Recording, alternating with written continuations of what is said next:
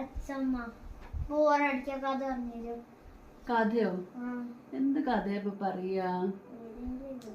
ബുക്കിൽ നോക്കി പറ. നമുക്ക് ബാലഭൂമിത്തെ ഒരു കഥ വായിച്ചാലോ? എന്നാ ബാലഭൂമിത്തെ കഥ വായിച്ചാലോ? വായിക്കാൻ വായിക്കാൻ എന്നാ വായിച്ചേരേ. ഓ എന്നാല് ബാലഭൂമി അല്ലപ്പത് ബാലരമയാണ് കേട്ടോ. ബാലരമയത്തെ ബാലരമയത്തെ ഒരു കഥ വായിക്കാം. ലൂക്ക എന്ന് പറഞ്ഞിട്ടുള്ള മിടുക്കനായ ഒരു കുട്ടിയുടെ കഥയാണ് കേട്ടോ. ലൂക്ക എന്താ പേര്? ഇവിടെ ഉള്ളൂ, ഇത്ര അപ്പുറത്തില്ല. ഓക്കെ. ലൂക്കയും രാക്ഷസനും. രാക്ഷസൻ ലൂക്കയും രാക്ഷസനും. ഓക്കെ. മിടുക്കനായ കുട്ടിയാണ് ലൂക്ക. ഒരിക്കൽ ലൂക്കയ്ക്ക് അമ്മ കുറച്ച് നാണയം കൊടുത്തു. എന്നിട്ട് അമ്മ പറഞ്ഞു, ലൂക്ക ഇതിന് മുന്തിരി വാങ്ങി കഴിച്ചോളൂ. ലൂക്കയ്ക്ക് സന്തോഷമായി. അവൻ വേഗം ചന്തയിലെത്തി. ചന്ത മാർക്കറ്റ്, മാർക്കറ്റിൽ കിട്ടൂലേ? 6 മുന്തിരി വാങ്ങി. എന്നിട്ട് പുഴക്കരയിലുള്ള ഒരു മരത്തിൽ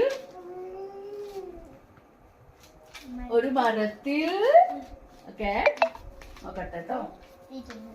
ഒരു മരത്തിൽ കയറിയിരുന്ന് ഓരോന്നായി കഴിച്ചു തുടങ്ങി. ഹായ് മുന്തിരി, ഒരെണ്ണം എനിക്ക് തരുമോ? ശബ്ദം കേട്ട നോക്കുമ്പോഴതാ മരച്ചുവട്ടിൽ ഒരു രാക്ഷസൻ നിൽക്കുന്നു. പുഴയ്ക്കക്കരെ കാടാണ്. ആ കാട്ടിൽ നിന്നും വന്നതാവും. ലൂക്കയ്ക്ക് മനസ്സിലായി. ലൂക്ക ഒരു മുന്തിരി താഴേക്ക് എറിഞ്ഞു കൊടുത്തു. പക്ഷേ അത് പുഴയിലേക്കാണ് വീണത്. എന്റെ കയ്യിലേക്കു താ, രാക്ഷസൻ കൈ നീട്ടി. പാവം ലൂക്കയ്ക്ക് രാക്ഷസന്റെ സൂത്രം മനസ്സിലായില്ല. അവൻ ബാക്കിയുണ്ടായിരുന്ന ഒരു മുന്തിരി രാക്ഷസന്റെ കയ്യിലേക്ക് കൊടുക്കാനായി മരത്തിൽ നിന്നിറങ്ങി. ചക്ക്, ഇതെങ്ങനെ പിടിക്കണം? ചക്ക്. ഉടനെ തന്നെ രാക്ഷസൻ ലൂക്കയെ പിടിച്ച് സഞ്ചിയിലാക്കി പുഴക്കരയിലേക്ക് നടന്നു. അപ്പോഴാണ് ലൂക്കയ്ക്ക് അപകടം മനസ്സിലായത്. പുഴ കടക്കാനുള്ള തോണിയുടെ അടുത്തെത്തുന്നതിന് മുൻപ് രാക്ഷസൻ സഞ്ചി താഴെ വെച്ച് കുറച്ചു നേരം മയങ്ങി. ആ സമയം മതിയായിരുന്നു ലൂക്കയ്ക്ക്.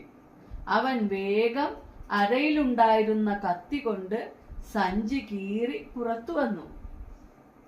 എന്നിട്ട് കുറെ കല്ലുകൾ പെറുക്കി സഞ്ചിയിലിട്ട് രാക്ഷസൻ കാണാതെ ഒളിച്ചിരുന്നു. ഉറക്കമുണർന്നപ്പോൾ രാക്ഷസൻ സഞ്ചി എടുത്ത് വഞ്ചിയിൽ കയറി. അപ്പൊ സഞ്ചിക്ക് നല്ല ഭാരമുണ്ട്. അപ്പൊ അതിൽ ഉണ്ടാവും വിചാരിച്ചു. രാക്ഷസൻ പുഴ കടന്നതും ലൂക്ക പുഴക്കരയിൽ തന്നെയുള്ള ഒരു ആളൊഴിഞ്ഞ വീടിന്റെ മുകളിൽ കയറി ഇരുന്നു. സഞ്ചിയിൽ കല്ലാണെന്ന് മനസ്സിലായാൽ രാക്ഷസൻ തിരിച്ചു വരുമെന്ന് അവൻ അറിയാമായിരുന്നു. അതുപോലെ തന്നെ സംഭവിച്ചു. കല്ല് കണ്ട രാക്ഷസൻ ദേഷ്യത്തിൽ തിരിച്ചെത്തി. വീടിന്റെ മുകളിൽ ഇരിക്കുന്ന ലൂക്കയെ രാക്ഷസൻ വേഗം കണ്ടുപിടിക്കുകയും ചെയ്തു. ഇതെങ്ങനെയാ ഇത്രയും മുകളിൽ കയറിയത്? രാക്ഷസൻ ദേഷ്യം മറച്ചുവെച്ച് ലൂക്കയോട് ചോദിച്ചു. ഇതെങ്ങനെയാ നീ ഇങ്ങനെ മുകളിലേക്ക് കയറിയത്? ചോദിച്ചു. ഇതെങ്ങനെയാ നീ ഇങ്ങനെ മുകളിലേക്ക് കയറിയത്?